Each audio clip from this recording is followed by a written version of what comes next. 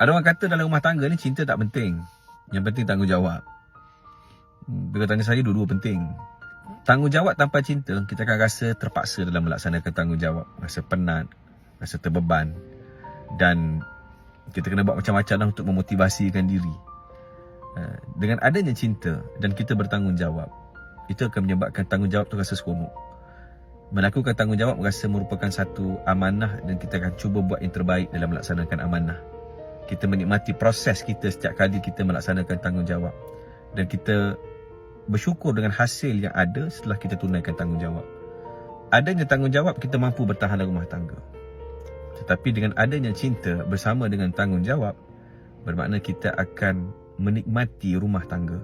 Setiap waktu dan setiap masa adalah waktu untuk kita menjana pahala bersama dengan pasangan dalam rumah tangga.